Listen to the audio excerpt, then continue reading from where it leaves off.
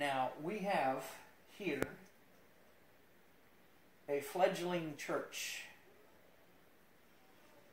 As a matter of fact, in a little bit, we're going to see the first use of that word, church, to refer to the believers in the book of Acts. We have a fledgling church that is, by all accounts, basically a newborn. And newborns are very susceptible to viruses. Newborns need to be protected very closely from disease. Okay? If this kind of mindset had been allowed to take hold this early in the church wouldn't have stood a chance unless God had himself intervened. Okay? That is why this happened. That is why the penalty was so severe, is because the church in and of itself was not powerful enough to stand on its own. And you will note, coming up, the response from the people of the church to what had happened.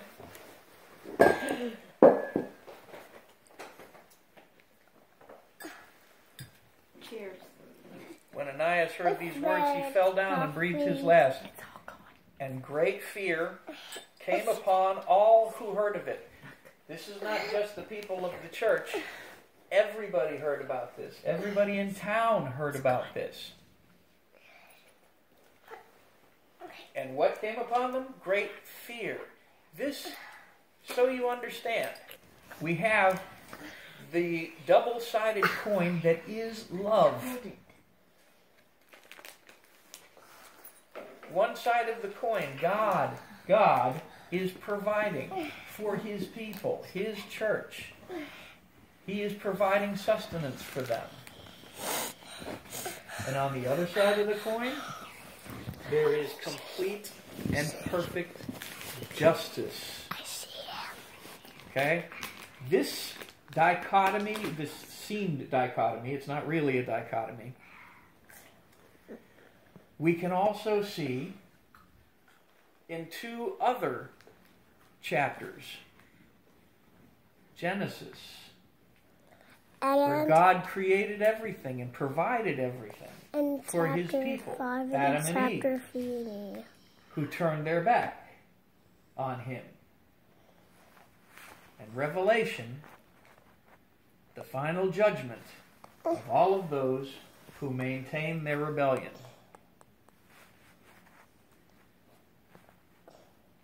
So this is just a little microcosm of that right there. Another analogy that we can look at this is the giving of the law in Exodus. The giving of the law in Exodus, and you read through, if you really, okay, if Benadryl isn't working to get you to sleep, and other prescription drugs are not working to get you to sleep, I encourage you to read Leviticus. Okay? But if you'll go through Leviticus, you'll see that the law that was given to the Israelites involved a lot of punishments of death. And a lot of non-believers, and even a lot of believers, look at that as it's terribly severe. It's unnecessarily severe. You shouldn't have to do that. That's just mean. And that's why a lot of people think that the God of the Old Testament is somehow different than the God of the New Testament. No.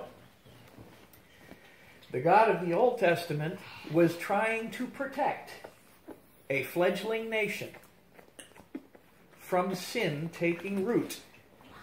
If there's even a little bit, you get it out. You excise it. If there is a little boy, little baby, who has a virus or a bacteria, you act fast. One of the things that I like to point out to people when I was working in the neonatal intensive care unit, and we were practicing on running codes on babies that were coding.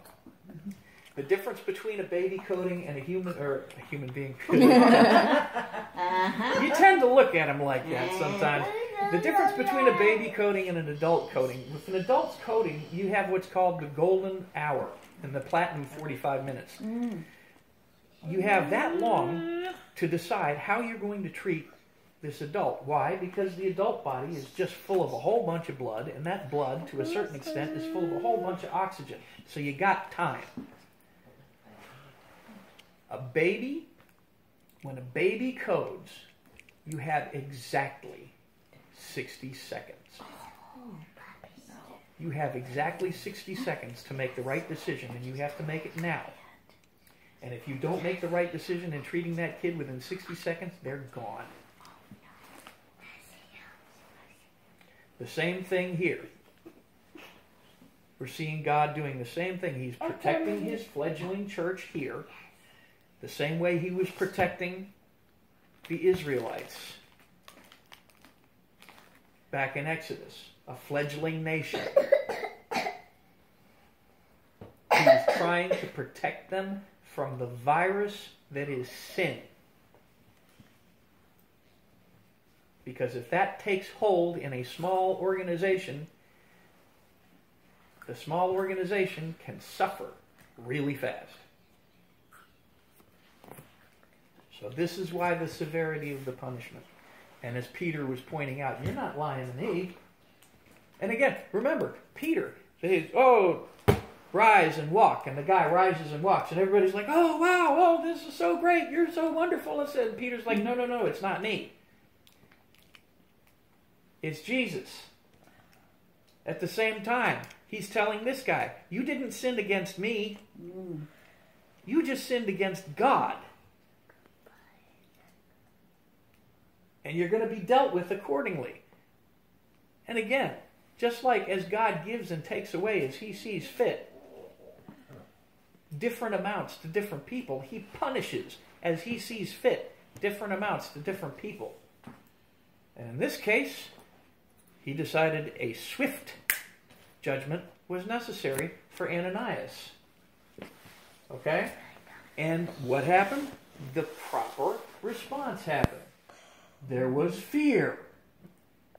The word fear here does not mean the kind of fear that you have when you're watching a scary movie necessarily. What it means is respect. Okay? When you see a snake and it starts going like that, you don't mess with the snake. Why? Because you fear it. You respect the snake. Don't mess with the snake. God is much more dangerous than that snake. So all throughout the Bible, when it talks about fearing God, that's what it means. You respect God. You don't mess with God. Jesus himself, when he was being tempted by Satan, one of the things he said was, do not tempt the Lord your God. God will put up with a lot, but there will come a point, and we've seen throughout the Bible, there have been several points where he said, okay, that's enough, the flood. Ananias, okay, that's enough, you're dead. Revelation, okay, that's enough, it's done. Now we're going to find out what happens to his wife.